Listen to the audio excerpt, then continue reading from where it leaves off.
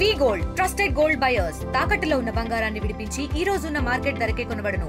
మరిన్ని వివరాలకు సంప్రదించండి 7710 మంగళవారం జనసేన ఇన్ఛార్జ్ పివిఎస్ఎన్ రాజు గారు ఉన్నారు. అలాగే పిఠాపురం నియోజకవర్గం ఏదైతే 12వ ఆవిర్భావ దినోత్సవం సంబంధించినటువంటి ఇక్కడ సమన్వయకర్తగా కూడా వ్యవహరించారు. ప్రస్తుతం ఇక్కడ ప్రతి ఒక్కరు కూడా ఇంటింటికి వెలిచి అందరినీ కూడా ఈ యొక్క ఆవిర్భావ దినోత్సవానికి రావాలంటూ ఆహ్వానం పలికినటువంటి పరిస్థితి ప్రధానంగా ఉందని చెప్పాలి. ప్రస్తుతం మనకి పివిఎస్ఎన్ రాజు గారు మాట్లాడే ప్రయత్నం చేద్దాం. సార్ చెప్పండి, మీ యొక్క ఇక్కడ ఏదైతే ఆవిర్భావ దినోత్సవానికి పిఠాపురం నియోజకవర్గంలోనే ఇంటింటికి వెళ్ళి మీరు అందరినీ కూడా ఆహ్వానించిన పరిస్థితి ఉంది. ఎలా సాగింది ఈ యొక్క సభ, ఏ విధంగా జరిగింది అనుకుంటున్నాను? ఆవిర్భావ సభ పిఠాపురంలో జరగడం అనేది చాలా గొప్ప విషయం. ఎందుకంటే పిఠాపురంలోనే పవన్ కళ్యాణ్ గారు గత సంవత్సరం పట్టాభిషేకం చేశారు. దాని తర్వాత వచ్చి ఆవిర్భావ సభ కాబట్టి ఒక పండగ వాతావరణంలో వారు గెలుపొందిన నియోజకవర్గాలు చేయాలని ఆలోచన మీద పార్టీ ఇక్కడ నిర్ణయం తీసుకున్న తర్వాత మరి ఈ నియోజకవర్గానికి నన్ను ఒక సమన్వయకర్తగా శ్రేణులందరినీ సమన్వయం చేసుకోవడానికి, ప్రజలందరినీ సమాయత్తం చేయడానికి వేశారు. ఆ బాధ్యత సక్రమంగా నిర్వహించాం. దాని ప్రధాన కారణం ఇక్కడ ఉన్న జన సైనికులు, వీర మహిళలు, నాయకులు వీరందరూ కూడా చాలా సమన్వయంతో, పవన్ ప్రేమతో ఎప్పటికప్పుడు మేము గ్రామాలు 1 అవర్ కూడా షెడ్యూల్ ఇచ్చేసి గ్రామాలు వెళ్తున్నా కూడా ఎక్కడ చూసినా శ్రేణులు ఎక్కడికక్కడ మాకు ఆహ్వానం పలుకుతూ వారి ప్రేమను పవన్ కళ్యాణ్ చూపించడం జరిగింది. మరి ఇంటింటికి వెళ్ళి కూడా మేము ఎందుకు ఆహ్వానించామంటే ఇది కళ్యాణ్ గారు నెగ్గిన నియోజకవర్గం కాబట్టి ఖచ్చితంగా వారి ఆహ్వానంగా, వారు రాలేరు కాబట్టి వారి తరపున వారి ఆహ్వానంగా నేను కానీ మా పార్టీ నాయకులు, జనసేన శ్రేణులు, వీరమహిళలు అందరూ కూడా వెళ్ళి ఆహ్వానించాం మనస్ఫూర్తిగా. వారు కూడా ఎంతో ప్రేమ చూపించారు. అందరూ కదిలి వచ్చి నేను చూశారు. లక్షలాది మంది జనం ఈ వేదికకి పిఠాపురం అవ్వడం, పిఠాపురం శ్రేణులు ఎంతో బాధ్యత తీసుకుని వీరు వేదిక దగ్గర చేరుకోవడం అనే భావనలో కన్నా నేనైతే మాత్రం ఎక్కడికక్కడ భోజనాలు, బటర్ మిల్క్ అన్నీ అరేంజ్ చేసి పిఠాపురం ఆతిథ్యాన్ని కూడా ఇతర ప్రాంతాలకు ఇచ్చి వాళ్ళని ప్రేమగా చూసుకున్న క్రమాన్ని మీరు కూడా చూపించారు మీడియాకి థ్యాంక్స్ చెప్తూ ఈ విషయంలో పిఠాపురంలో పెట్టడం అనేది ఒక పండుగ చేసుకుందాం అనుకున్నాం. పండుగ బ్రహ్మాండంగా జరిగింది. అంటే ప్రధానంగా చూసుకుంటే మీరు పిఠాపురం నియోజకవర్గంలో తిరగడం చూశారు. 9 నెలల పాలనలో ప్రజలు ఏ విధంగా అభివృద్ధి జరుగుతుంది, తమ గ్రామాల్లో పవన్ కళ్యాణ్ గారు వచ్చిన తర్వాత ఏ విధంగా ఉందని అందరూ కూడా భావిస్తున్నారు. నేను కొంచెం ప్రజలతో మమైకమే ఇంటరాక్ట్ అయినప్పుడు అండి నేను అన్ని విషయాలు వారికి చెప్పడం జరుగుతుండేది. ఏమనంటే కళ్యాణ్ గారు వచ్చిన ఈ 9 నెలల కాలంలో సిఎస్ఆర్ ఫండ్స్ నుంచి గవర్నమెంట్ వరకు roads, infra, hospital, education, schools, కొన్ని వంతెనలు ఎప్పటికప్పుడు లాంగ్ పెండింగ్ ఉండిపోయి చిరకాల నుంచి బాధపడుతున్న సొద్దగడ్డ లాంటి ఇష్యూని రిజాల్వ్ చేయడానికి కానీ వారి నిధులు తేయడానికి కానీ ఇవన్నీ పిఠాపురం ప్రజలు చూసిన తర్వాత వాళ్ళు ముక్తగండతో ఒకటే చెప్పారండి, సార్ మా అదృష్టం పవన్ కళ్యాణ్ గారు ఇక్కడ ఎమ్మెల్యే అవ్వడం మా అదృష్టం. వారు ఇక్కడ ఎమ్మెల్యే అయ్యి డిప్యూటీ సీఎం అయ్యారు కాబట్టి మాకు ఇన్ని నిధులు రావడం కానీ ఇన్ని సమస్య పరిష్కారం అని అభివృద్ధి విషయంలో అయితే మాత్రం పిఠాపురం దూసుకుపోతుంది. నేను అనుకోవడం మ్యాక్సిమం ఒక 12 monthsలో ఈ అభివృద్ధి బయట క్లియర్గా కనబడుతుంది. ఇది ఒక మోడల్ నియోజకవర్గంగా అవ్వబోతుంది. నేను కూడా ప్రత్యక్షంగా చూశాను, చాలా రోడ్లను చూశాను, డెవలప్మెంట్ యాక్టివిటీస్ కూడా చూశాను. ఫీల్డ్లో తిరుగుతున్నప్పుడు, గ్రామాలు వెళ్తున్నప్పుడు ఖచ్చితంగా మోడల్ నియోజకవర్గంగా మారబోతుంది. అంటే నిన్న సభలో ఆవిర్భావ దినోత్సవంలో మీ నాయకులు ఎటువంటి సందేశం, దిశ జన సైనికులకు ఇచ్చారో మీరు అందరూ కూడా భావిస్తున్నారు?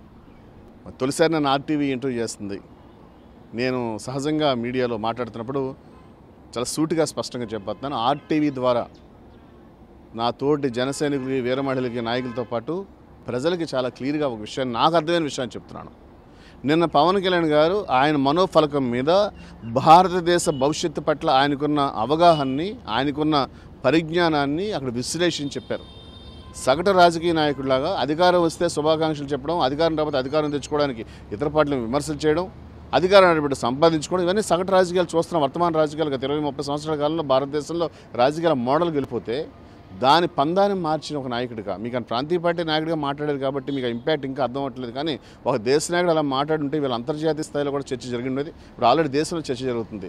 పవన్ కళ్యాణ్ గారు అనే మనిషి జనసేన పార్టీ ఈవేళ తెలంగాణ, ఆంధ్రప్రదేశ్ పరిమితం అయి ఉండొచ్చు, కానీ నిన్న ఆయన ఇచ్చిన స్పీచ్ కానీ, ఆ ఇచ్చిన సందేశంలో ఉన్న స్ఫూర్తి కానీ, దేశాన్ని నిలబెట్టుకోవడం, ఒకప్పుడు స్వాతంత్రం ఎలా కోల్పోయాం, ఒకప్పుడు దేశం మీద దురాక్రమణం ఎలా జరిగినాయో, ఇవన్నీ ఎందుకు జరిగినాయి? పవన్ కళ్యాణ్ గారు లాంటి భావజాలం లేకపోవడం. ఆయన ఉద్దేశం కూడా ఈవేళ చిన్న సర్వేలు అవ్వడం, చిన్న ఎంప్లాయ్మెంటు, లేకపోతే చిన్న ఇన్ఫ్రాస్ట్రక్చర్ కాదు. భారతదేశం అనేది శతాబ్దాల నుంచి ఉంది, ఎన్ని యుగాల నుంచి ఉంది. భవిష్యత్తులో కూడా ఇది ఒక బ్రహ్మాండమైన దేశంగా సమైక్యంగా సమీకృతమై ప్రజలందరూ ఉండాలి. రాజకీయ నాయకులు కాదు, రాజకీయ పార్టీ కాదు, ప్రజలందరూ సమైక్యతతో ఉండి నడపాలి. కేవలం పొలిటికల్ సిస్టంలో పార్టీస్ ఉంటాయి, పార్టీలు డైవర్షన్ ఉంటుంది, పార్టీ ఇది కాదు. దేశం అనేది యునైట్గా ఉండాలి, దేశాన్ని ముందుకు తీసుకెళ్ళాలి, దానికి పార్టీ ఉండాలి. ఆ లీడర్షిప్ క్వాలిటీని బహుశా భారతదేశంలో నరేంద్ర మోడీ గారు తీసుకున్న విషయం తెలుసు. భారతదేశంలో ఒక ప్రాంతీయ పార్టీ నాయకుడిగా తొలిసారి పవన్ కళ్యాణ్ గారు వేదిక మీద తనకు గళం వినిపించారు. ఆ గళం చూసినప్పుడు మీకు మీడియాలో కూడా చాలామంది అంటుంటారు ఏమనంటే, నేను నాతో కూడా కొంతమంది అన్నారు, ఏంటి ఏదన్నా స్టేట్ కోసం ఏదైనా మాట్లాడవచ్చు కదండి. చాలా సందర్భాలు ఉన్నాయి, చాలా వేదికలు ఉన్నాయి, అసెంబ్లీ ఉంది, బయట బోర్డు మీటింగ్లు పెడతాం, భవిష్యత్తులో ఇదే పిఠాపురంలో చాలా సమావేశాలు కూడా జరుగుతాయి, అక్కడ మేము చెప్తాం గ్యారంటీగా. కానీ నిన్న ఏ వేదిక, జయకేతనం వేదిక, జనసేన పార్టీ స్ట్రగుల్ అయ్యి ఫస్ట్ పండుగ చేసుకున్న వేదిక మీద పవన్ కళ్యాణ్ గారు ఒక దేశ నాయకుడిగా తన ఆత్మని, అంతరాత్మని, తన మనస్సాక్షిని ఆవిష్కరించారు. అంటే నాయకులు ఇప్పుడు నిన్న వరకు కూడా కూటమిలో ఎంతో కీలకంగా ఆంధ్రప్రదేశ్లో మాత్రం ఉన్నారు. అలాగే ఇప్పుడు రాబోయే భవిష్యత్తు కాలంలో మీ అధినేత దేశ రాజకీయాల్లో కీలకంగా మారబోతున్నారని భావించవచ్చా? 100% సార్. ఈవేళ మాకు సీట్లు లేనప్పుడే బీజేపీ మేము పొత్తులో ఉన్నాం. మాకు సీట్లు లేవు. ఆవేళ అధ్యక్షుడు కళ్యాణ్ గారు కూడా ఓడిపోయిన పరిస్థితి. ఓడిపోయిన తర్వాత వెంటనే మేము పొత్తు పెట్టుకున్నాం. ఆ వేళకి భారతదేశంలో బీజేపీ అధికారంలో ఉంది. ఒక అధికారంలో ఉన్న పార్టీ ఒక ఎమ్మెల్యే లేని పార్టీతో పొత్తు ఎందుకు పెట్టుకుంటుంది? బీజేపీ లాంటి పార్టీ కేవలం కళ్యాణ్ గారి భావజాలాన్ని, వారి ఆలోచనలు విశ్లేషించుకుని బీజేపీ ఇతను దేశానికి ఉపయోగపడతారు. ఇటువంటి నాయకత్వాన్ని మనం కూడా ప్రోత్సహించాలి. ముఖ్యంగా సౌత్లో ఇటువంటి నాయకత్వం రావాలి. భవిష్యత్ తరాలు కూడా ఈ నాయకత్వం అవసరమని బీజేపీ మనతో కలిసి రావడం జరిగింది. మనం కలిసి వెళ్ళాం. మనం కూడా జగన్ గారిని దింపాలని ఒక కృతనిశ్చయంతో కూటమిని ఫామ్ చేసుకున్నాం. ఆ కూటమిలో టీడీపీ మనం కలిసి పనిచేసాం. కూటమి వచ్చింది. పవన్ కళ్యాణ్ గారు రాబోయే రోజుల్లో దేశానికి ఒక మార్గదర్శకత్వం చేసే స్థాయి నాయకులు ఒకరుగా ఖచ్చితంగా ముందుకు వెళ్ళిపోతారు. ప్రధానంగా చూసుకుంటే తనతో పాటు ఆయన గెలవడం కాకుండా ఎవరైతే సోదరు ఉన్నారో నాగబాబును కూడా ఇప్పుడు ఎమ్మెల్సీగా కూడా చూసేందుకు కూడా ఆయన ప్రయత్నం ఎలా ఉందనుకోవచ్చు. ఇద్దరు కూడా కలయిక ఏ విధంగా పాలన ఉండే అవకాశం? నాగబాబు గారు అంటే నాకు అర్థమైంది సార్. నేను కూడా 2010 నుంచి రాజకీయాలు ఉన్నాను. నాగబాబు గారు ప్రజారాజ్యం చాలా కీలకంగా వ్యవహరించారు. ఆయనకి ప్రాంతం మీద, మొత్తం ఆంధ్రప్రదేశ్ ప్రాంతం మీద అవగాహన ఉంది. ప్రాంతం అంతా తిరిగారు. ఆ రోజుల్లో అప్పుడు శ్రేణులను సమీకృతం చేశారు. సరే, ఆవేళ పీఆర్పీ ఇష్యూ అలా అయిపోయింది, పార్టీ ఇది అయిపోయింది అనుకోండి. తర్వాత రోజుల్లో కూడా నాగబాబు గారు కాస్త సైలెంట్గా ఉన్న ఒక అన్నదమ్ముడి కింద ఎప్పుడు భరోసా ఇచ్చారు.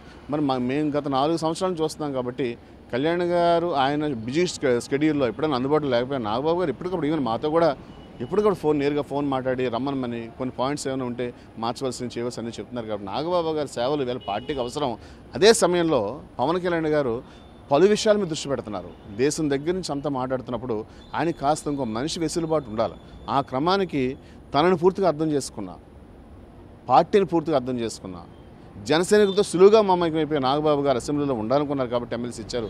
మీరు ఆ కోణంలో, మెరిట్ కోణంలో చూడాలి తప్ప అన్నదమ్ముడికి ఎమ్మెల్సీ ఇవ్వలేదంటే అన్నదమ్ముడికి వారు తీసుకోలేదు. నాగబాబు గారు ఎప్పుడు ఒకటే చెప్తారు, నేను జనసైనికుడిగా ఉండడానికి ఇష్టపడతాను తప్ప నాకు పదవులనేవి నాకు ఎందుకు, నా తమ్ముడు ముందుకు వెళ్తున్నాడు, నేను తమ్ముడికి భరోసాగా ఉందాం అనుకున్నారు. ఇప్పుడు తమ్ముడికి ఆయన తోడ్పాటు కూడా కావాలి కాబట్టి ఆయనకి ఎమ్మెల్సీ ఇచ్చారు. ఆ ఎమ్మెల్సీ ఇచ్చినందుకు జనసేన పార్టీ శ్రేణులందరూ మేము చాలా చాలా సంతోషంగా ఉన్నాం. నాగబాబు గారు నిన్న మాట్లాడుతూ ఒక కామెంట్ చేశారు, పిఠాపురంలో గెలుపుకి పిఠాపురం ప్రజలు అలాగే పవన్ కళ్యాణ్ సరిష్మే తప్ప ఇంకెవరూ సహకరించలేదని అంటున్నారు. దీన్ని బట్టి మీ పిఠాపురంలో గెలుపుకి ఏ విధంగా ఎవరెవరు సహకరించారని మీరు భావిస్తున్నారు? అంటే పిఠాపురం గెలుపు, పవన్ కళ్యాణ్ గెలుపు, ఇప్పుడు చంద్రబాబు గారు కూటమిలో నెగ్గారు, పవన్ కళ్యాణ్ గారు కూటమిలో నెగ్గారు, లోకేష్ కూటమిలో నెగ్గారు అనకూడదండి. కూటమి ఘన విజయం సాధించింది. కూటమి లేకపోయినా చంద్రబాబు గారు కుప్పలో నెగ్గుతారు, లోకేష్ గారు మంగళగిరిలో నెగ్గుతారు, పవన్ కళ్యాణ్ గారు పిఠాపురంలో నెగ్గుతారు. ఏదండి కూటమి లేకపోయినా వారి స్థాయి అది. ఇప్పుడు 400 పోటీ చేస్తాడు అనుకోండి, నాకు కూటమి అవసరం ఏర్పడి ఉండొచ్చు, నాకు అంత సామర్థ్యం లేకపోయి ఉండొచ్చు. అలా కొంతమంది నెగ్గారు. కూటమి వల్ల నెగ్గిన వాళ్ళు కొంతమంది ఉన్నారండి. తెలుగుదేశం నుంచి ఉన్నారు, కూటమి లేకపోతే తెలుగుదేశం చూడిపోతారు, కూటమి లేకపోతే జనసేన చూడిపోతారు, కూటమి అయితే అసలు బీజేపీ పూర్తి ఓడిపోవచ్చు. బట్ కూటమి వల్ల ముగ్గురు విన్ అయ్యారు. కానీ ఈ ముగ్గురు నాయకుల్ని మీరు చంద్రబాబు గారిని, పవన్ కళ్యాణ్ గారిని, లోకేష్ గారిని మీరు కూటమి వల్ల నెగ్గారు అనుకోవడం అది అర్ధరహితం. అది విషయ పరిజ్ఞానం లేకపోవడం జరిగేది. నాగబాబు గారు నేను చెప్పింది ఏంటంటే అదే చెప్పారు అనమాట. పవన్ కళ్యాణ్ గారు నెగ్గుతారు ఇక్కడ పిఠాపురంలో. ఏదండి ట్రయాంగిల్ ఫైట్ నెగ్గుతారు, 1 year బ్యాక్ మాకు తెలుసు. బట్ ఆయన చాలా ఆప్షన్స్ ఉన్నాయి. ఆ రోజు మొత్తం ఎక్కడ పోటీ చేయాలని పెద్ద విస్తృతం చర్చ జరిగింది పార్టీలో. దాని మీద చివరికి పిఠాపురంలో ఉండాలనే దానికి వారి కారణాల వరకు ఉన్నాయి. వెనుకబడిన ఈ ప్రాంతం నుంచి అభివృద్ధి చేసుకుంటూ ఉత్తరాంధ్ర జిల్లాల నుంచి ఈ ఉభయ గోదావరి జిల్లాలకి సెంటర్లో ఉంటుంది కాబట్టి కొన్ని ఆలోచన చేసుకుని వచ్చారు. నెగ్గడం గురించి ఆయన రాలేదండి, ఎక్కడో నెగ్గుతారు. అయితే కూటమి ఓట్లు వేయలేదని మాత్రం అనమండి. మళ్ళీ ఆ పొరపాటుగా నేనైతే మాట్లాడాను. కూటమి ఓటేశారు, తెలుగుదేశం మాకు ఓటేశారు, బీజేపీ ఓటేశారు. అసలు వైసీపీలో కొంతమంది అభిమానులు వేస్తారు. అలా అయితే ఏం చెప్తాం? అలా అయితే కూటమి నాయకుల సపోర్ట్ కూడా ఉందంటారు పూర్తి స్థాయిలో అందరికీ? 100% పిఠాపురంలో కూటమి నాయకులు సహకరించారు కదండి. మన ఆదిల మనోహర్ చెప్పారు కదా, తెలుగుదేశం పార్టీ శ్రేణులని మనస్ఫూర్తిగా పనిచేసిన పిఠాపురంలో, దాన్ని మనం కాదంటలేదు. కానీ మీరు ఇక్కడ విమర్శ ప్రతి విమర్శ కాదు, మనం కలిసి ఉన్నప్పుడు చాలా బ్యాలెన్స్గా మాట్లాడాలి. ప్రతిపక్షంగా ఉన్నప్పుడు ఇతర పార్టీ మీద ఒక మాట ఏదో అనేస్తే అది వెళ్ళిపోద్ది. కానీ ఇద్దరు కలిసి ఉండాలనుకోండి చాలా జాగ్రత్తగా మాట్లాడాలి. కూటమి విజయం అన్ని చోట్ల జరిగింది కానీ ఇక్కడే జరిగింది. కానీ కూటమి వల్లే పవన్ కళ్యాణ్ గారు నెగ్గారు, కూటమి వల్లే చంద్రబాబు నెగ్గారు, కూటమి వల్లే లోకేష్ నెగ్గారు అనే 3 మాత్రం పూర్తిగా అర్ధరహితం. కూటమి ఉన్నా లేకపోయినా 3 నెగ్గుతారండి ఎలక్షన్లో. Okay sir, thank you sir. Thank you sir. Thank you very much. ఇది పరిస్థితి. ప్రధానంగా చూసుకుంటే ఏదైతే నిన్న జరిగినటువంటి ఆవిర్భావ దినోత్సవం అది కనివిని ఎనుగని రీతిలో జరిగినటువంటి పరిస్థితి ఉంది. అలాగే ఇక్కడ ప్రచారకర్తగా కూడా ఈ పివిఎస్ఎన్ రాజు గారు కూడా ఇక్కడ వ్యవహరించి మొత్తం అందరినీ కూడా ఇక ఈ యొక్క సభకైతే నిర్వహించేందుకు చాలా కీలకంగా వ్యవహరించినటువంటి పరిస్థితి ఉందని చెప్పాలి. ప్రధానంగా చూసుకుంటే దేశ రాజకీయాల్లో భవిష్యత్తుపై ఏదైతే తమ నాయకుడు రాబోయే రోజుల్లో కీలకంగా మారబోతున్నారు, ఆ దేశ భవిష్యత్తు కోసమే తాను ఈ విధంగా మాట్లాడినటువంటి దిశ కూడా జన సైనికులు కూడా తన సందేశాన్ని ఈ విధంగా చెప్పినటువంటి పరిస్థితి ఉందంటున్నారు. ప్రధానంగా కూటమి వలనే ప్రతి ఒక్కరు కూడా గెలుపు ఇక్కడే కాదు ప్రతి చోట కూడా సాధ్యమైందంటూ ప్రధానంగా చూసుకుంటే ఏదేమైనా అధినేత పిఠాపురం నియోజకవర్గాన్ని కనీవిని ఎరుగని రీతిలో అభివృద్ధి చేసి తీరుతారు. ప్రచారంకి వెళ్ళినప్పుడు ఇదే పరిస్థితులు ప్రతి ఒక్కరు కూడా తమ అనుభవాలు నియోజకవర్గంలో ఉన్నటువంటి గ్రామాల్లో అభివృద్ధి ఏ విధంగా జరిగింది అప్పటికి ఇప్పటికి ఏ విధంగా అన్నది కూడా పలు ఒకరు అయితే వాళ్ళతో మమేకమై పంచుకున్నటువంటి పరిస్థితులు కూడా ఉన్నాయి. ఏదేమైనా అధినాయకుడు పిఠాపురంలో ఈ యొక్క కనివిని ఎరుగని రీతిలో ఆవిర్భావ దినోత్సవ సభ అయితే జరిగిందంటూ అలాగే పివిఎస్ఎన్ రాజు జనసేన ఇన్ఛార్జ్ చోడవరానికి సంబంధించినటువంటి జనసేన ఇన్ఛార్జ్ అయితే చెప్తున్నటువంటి పరిస్థితి ప్రధానంగా ఉందని చెప్పాలి. ఇది ఇక్కడ ఉన్న పరిస్థితి. కెమెరామెన్ అనిల్తో ప్రకాష్, RTV కాకినాడ నుంచి. మరిన్ని వీడియోస్ కోసం ఛానల్ ని సబ్స్క్రైబ్ చేయండి. లేటెస్ట్ అప్డేట్స్ కోసం వాట్సాప్ ఛానల్ ని ఫాలో అవ్వండి. ఆ లింక్ డిస్క్రిప్షన్ లో ఉంది.